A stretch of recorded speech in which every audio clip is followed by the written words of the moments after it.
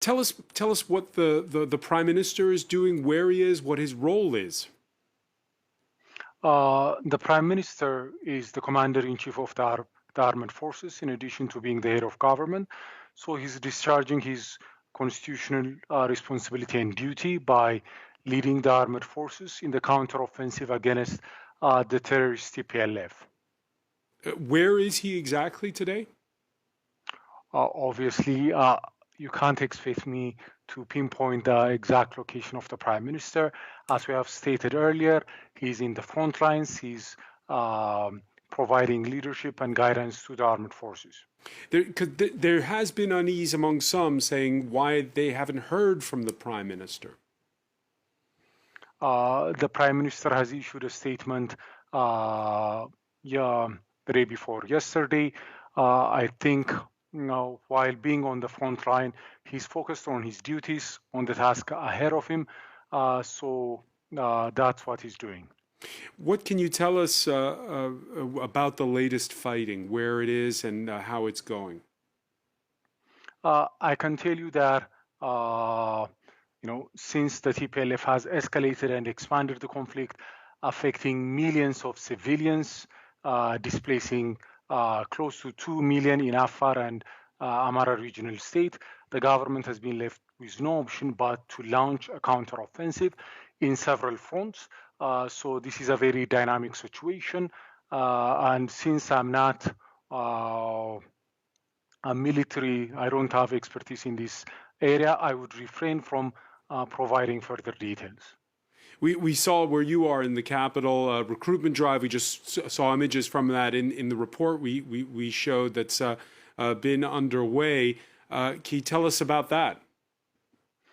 The situation in Addis is very calm. People are going on with their daily business, with their daily routine. Obviously, the population is mobilized in support of the national armed force supporting our troops. So they're providing all sorts of materials and moral support for the troops. The TPLF, as has been noted in your earlier report, has been in power previously. It is an unpopular force. It's using terrorist means right now to brutalize and terrorize civilian population in other parts of the country. So the residents of this city are supporting the government, and that's what's going on the ground. The state of emergency now in effect, as it is under effect, those that have been arrested, including high-profile people in the capital, are they going to face charges? What is their status today? The state of emergency provides for preventive detention measures to provide for the security of not only the city but the entire state. So their matter would be reviewed under the procedure set in the state of emergency proclamation. So they can be held for indefinitely? Not indefinitely. The state of emergency has been declared for a specified period of time. So if their case is not referred to the courts, then they would be released. And that includes local UN staff? Regardless of their employment and affiliation, everyone will be treated equally before the law. Gideon Timotheos, we had a statement on Tuesday by the U.S. envoy, Jeffrey Feltman. He was alarmed by military developments, but he also talked about, quote, nascent progress in mediation. Is there mediation going on? The Ethiopian government, the federal government, has expressed its desire to resolve the situation peacefully way back before this issue became an international news item. Before the conflict broke out, there have been several efforts by civil society leaders, religious leaders, to bring the TPLF and the federal government to talks. The TPLF rejected all these efforts to provide a peaceful resolution of the tensions. Now that the conflict has escalated, now that the TPLF has expanded the conflict to the Afar and Amhara regional state, the Ethiopian people and government are exercising their right to defend themselves, to defend their democratic and constitutional order. Does that mean that the government is open or not open right now to mediation? For us to be open for mediation, the course of action that the TPLF has embarked upon has to be reversed.